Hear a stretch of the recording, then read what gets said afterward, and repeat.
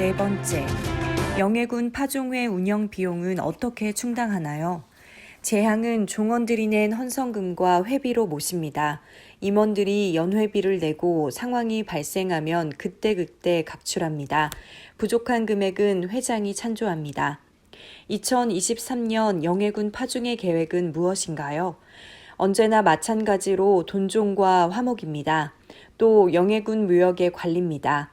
600년 동안 잘 보존되어 온 묘역은 서울시 유형문화재로 파종회에서 의미로 손댈 수 없습니다. 서울시와 긴밀한 협의와 협조로 잘 관리할 참입니다. 종친회에서 사면소 궐석 당선 진기록도 남겼죠. 2014년과 2022년 영해군 파종회장에 2023년 영릉 돈종회 부회장에 각각 궐석 당선되었습니다. 제가 없는 자리에서 제 의사와는 상관없이 종원들이 저를 회장으로 뽑고 수락 인사하라고 통고해 왔습니다. 흥미로운 상황이네요. 2014년에는 제가 50살이었어요. 50살 종친회장은 거의 없던 상황이죠. 저는 당시 회장을 단 한 번도 생각하지 않았고 회장 출마도 하지 않았어요. 회장 선거 논의 때 잠시 자리를 비웠다가 돌아왔습니다. 그때 사회자가 제 이름을 부르며 회장 수락 인사를 하라고 했습니다. 저는 동명이인이라고 생각했죠. 그런데 모두 저를 바라보는 거예요. 상황 전개에는 이유가 있을 텐데요. 회장으로 추대된 이주국 현 상임고문과 회장 후보로 거론된 임행수 현 부회장을 비롯한 종원들이 한결같이 세대 교체를 주장했답니다. 파종회의 새바람을 위해서는 젊은 사람이 필요하다는 의견을 나눴고 저를 회장으로 거의 만장일치로 추대한 것입니다. 전혀 예상치 않은 상황이지만 어른들의 말씀을 무조건 거부할 수는 없었습니다. 엉겁결에 회장이 된 거죠.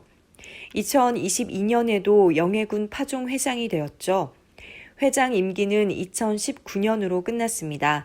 그런데 코로나19로 인해 새 회장을 뽑지 못하고 임무를 연장 수행하고 있었습니다. 이에 저는 2022년 총회 인사말에서 제 임기는 이미 지났습니다. 또 저는 이제 회장이 아닌 종원으로서 종중일에 앞장서겠다고 선을 분명히 그었습니다. 그리고 자리를 피했는데 궐석 상태에서 종원들이 다시 추대했습니다. 영릉 돈종회 부회장 피선도 비슷한 상황이었죠. 영릉 돈종회는 세종대왕 각 왕자파 임원을 역임한 세종 후손 원로 성격의 모임입니다. 2023년 회의에서 역시 제가 참석하지 않은 상태에서 출마도 하지 않았는데 부회장으로 추천됐습니다. 종친회 활동에 많은 돈이 필요할 텐데요. 세종대왕 탄신기념관 건립 추진 활동, 각 재향 헌성금 등 종친회 활동 전반으로 보면 꽤 들어갑니다. 액수는 해마다 다르고 밝히기가 쑥스럽습니다. 제 수입의 20% 정도를 종중 문화 활동을 위해 쓰고 있습니다. 종친회 활동에 대해 가족은 반대하지 않나요? 아내가 처음에는 지나친 종친회 활동에 대해 우려를 했습니다. 그러나 공직에 있는 아내는 이내 문화활동의 가치를 인정하고 이해를 해줬습니다. 두 아들은 재향 등에 적극 참여하고 있습니다. 해외 소재 우리 문화재 환수에도 적극적인데요. 미국, 프랑스, 독일 등에서 우리 문화재 소재를 확인하고 국내로의 반입을 위해 힘썼습니다. 가시적인 성과는 미국에 거주하는 알렌 박사 후손으로부터 고종 황제와 연관된 많은 자료를 환수한 점입니다. 고종 황제 유물과 문화재는 나라에 기증했죠. 2014년 이원 대한제국 황사손으로부터 고종 황제의 주치의였던 알렌 박사의 후손들이 우리나라 유물을 소유하고 있다는 이야기를 들었어요. 이에 4차례에 걸쳐 미국에가 유물 조사와 반환 협상을 했습니다. 이야기가 잘 돼서 조선과 대한제국의 진귀한 문화재급 유물을 일부는 구매하고 일부는 기증받았습니다.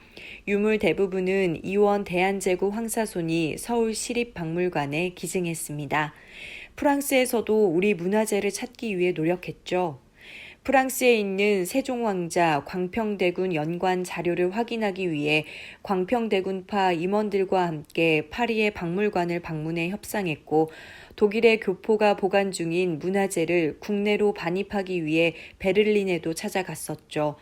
애국가를 조사하기 위해 만주의 길림성과 윤동주 시인의 유적지 등도 방문했습니다. 대한황실문화원에서도 활동하는데요. 2014년에 종친위원으로 인연을 맺었습니다. 당시 영해군 파종의 이주국 부회장과 함께 이귀영 국립고궁박물관장을 만났고 이원 대한제국 황사손님에게 인사드리게 됐습니다.